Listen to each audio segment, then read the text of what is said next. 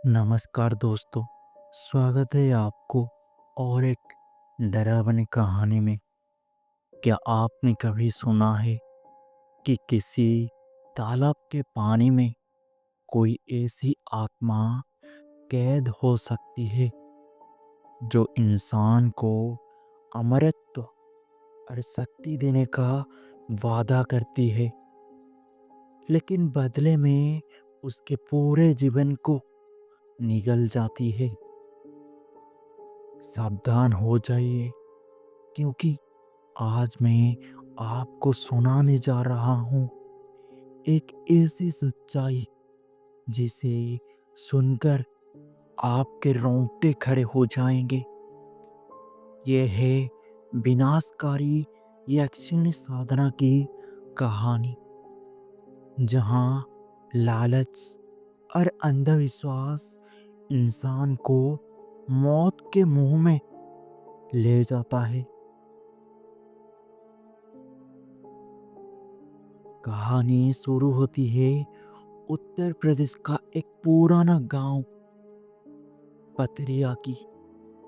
ये गांव के चारों ओर घने जंगल और बीच में एक गहरा तालाब, और उसी तालाब के बारे में गांव में एक डरावनी मान्यता थी। गांव के बूढ़े कहा करते थे कि ये तालाब साधारण नहीं है, इसके भीतर एक यक्षिणी कैद है, जो एक विनाशकारी यक्षिणी है। जो भी उसे जगाने की कोशिश करता है, वो या तो खुद नष्ट हो जाता है या पूरा गांव उसके साथ तबाह हो जाता है। रात के सन्नाटों में गांव वालों ने अक्सर अजीब आवाजें सुनी थी। कभी पायल की झंकार, तो कभी किसी स्त्री की धीमी हंसी, और कभी कभी तालाब के पानी में अचानक उठती लहरों। कई लोगों जो आधी रात तालाब के पास गए, वो कभी लौट कर नहीं आए। गांव का एक युवक था जिसका नाम था रघुनाथ। उसे तंत्र मंत्र और अघोरी साधनाओं में बहुत शौक था। वो अक्सर अपने दोस्तों से कहता था, तुम लोग डरते रहो, लेकिन मैं एक दिन इस एक्शन की साधना करूंगी। सोचो, अगर वो सचमुच वरदान देती है तो मेरे पास अपार धन, शक्ति और अमरत्व होगा। उसका दोस्त हंसकर टाल देते थे, लेकिन बुजुर्गों ने कई बार चेतावनी दी थी, बेटा इस रास्ते पर मत चलो, यह साधना इंसानों को निगल जाती है। लेकिन लालच ने रघुनाथ को अंधा कर दिया था। आषाढ़ की अमावस्या की रात थी। गांव पर घना अंधेरा छाया हुआ था। आसमान में बादल गरज रहे थे और तालाब के चारों ओर अजीब सी खामोशी थी। रघुनाथ ने अपनी साधना की तैयारी की। उसने काले धागों से घेरा बनाया, एक तेल का दिया जलाया, हड्डियों की माला पहनी और तालाब की ओर मुंह करके मंत्रोच्चारण शुरू किया। धीरे धीरे वातावरण बदलने लगा। तालाब का पानी उफनने लगा। हवा तेज होकर कानों में साए साए करने लगी। पेड़ों पर बैठे कावे और उल्लू जोर जोर से चिल्लाने लगे। रघुनाथ का दिल धड़क रहा था, लेकिन वो मंत्र पढ़ना बंद नहीं किया। अचानक तालाब से धुंध उठने लगी। धुंध इतनी घनी थी कि मानो उसमें कोई परछाई हिल रही हो। और फिर उसी धुंध से एक औरत प्रकट हुई। लंबे काले बाल, सफेद वस्त्र, पैरों में उल्टी पायल और लाल चमकती हुई आंखें। उसकी मुस्कान ऐसी थी मानो वो अपने शिकार का इंतजार कर रही हो। उसने गहरी आवाज में कहा, किसने मुझे बुलाया है? रघुनाथ कांप गया, लेकिन हिम्मत करके बोला, मैंने बुलाया है। मैं तुम्हारी साधना करना चाहता हूँ। मुझे धन और शक्ति चाहिए। ये सुनकर यक्षिणी हंसी और बोला, तो तैयार रहो बलिदान के लिए। बिना बलिदान के साधना पूरी नहीं होती। यक्षिणी ने शर्त रखी, हर अमावस्या को तुम मेरे लिए बलिदान करोगे। शुरू में पशु चलेगा, लेकिन जब समय आएगा मुझे इंसान का रक्त देना होगा। रघुनाथ मान गया। पहले उसने जंगल से जानवर पकड़कर बलिदान दिया। साधना आगे बढ़ती रही और यक्षिणी ने हर बार और अधिक खूंखार होती गई। लेकिन धीरे धीरे उसने इंसानी बलिदान की मांग रखी।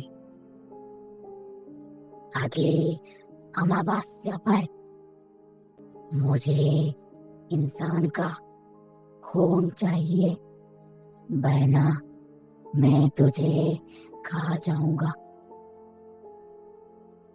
रघुनाथ के पास कोई रास्ता नहीं था। उसने अपने ही गांव से लोगों को गायब करना शुरू कर दिया।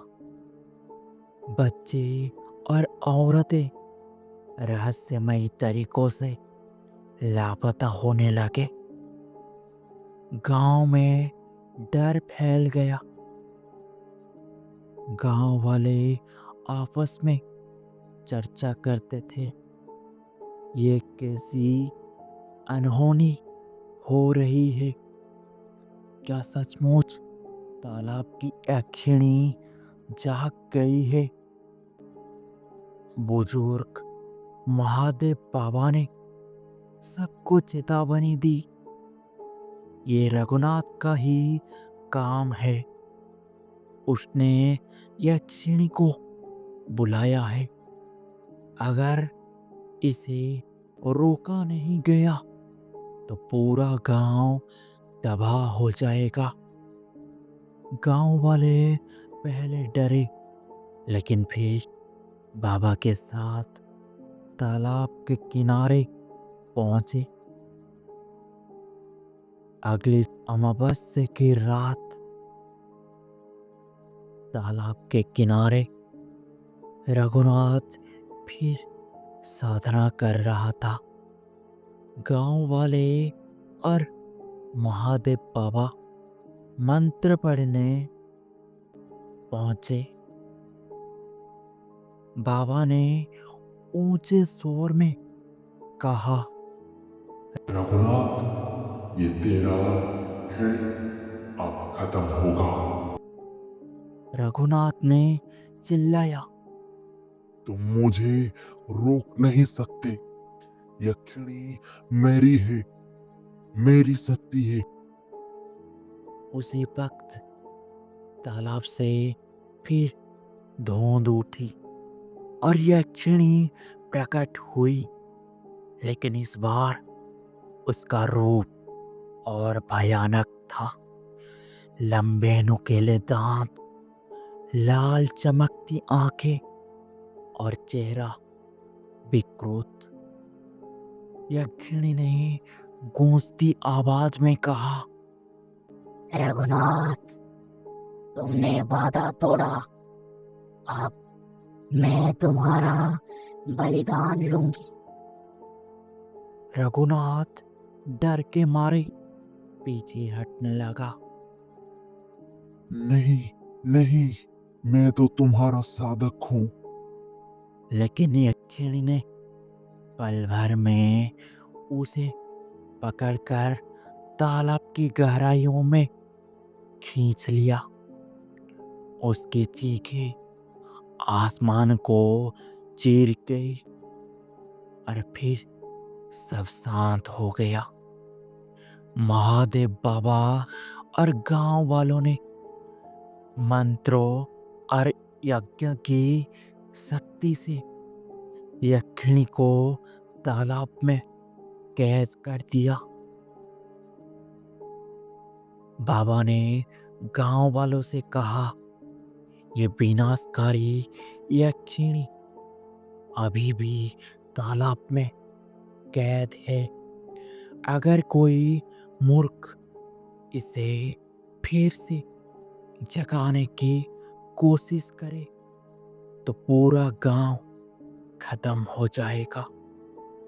गांव वाले डर गए और उन्होंने कसम खाई कि कोई भी उस तालाब के पास नहीं जाएगा।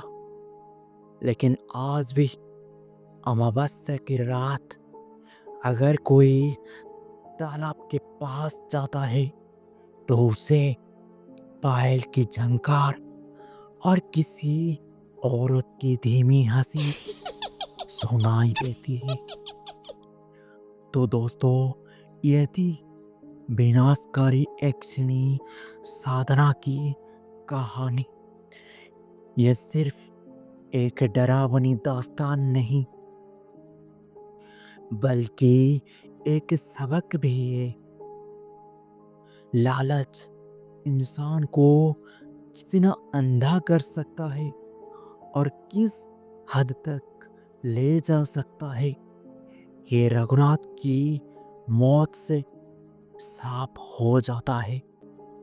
अगली बार अगर आप किसी तालाब या जंगल के पास अजीब आवाज सुने तो संभल जाइए।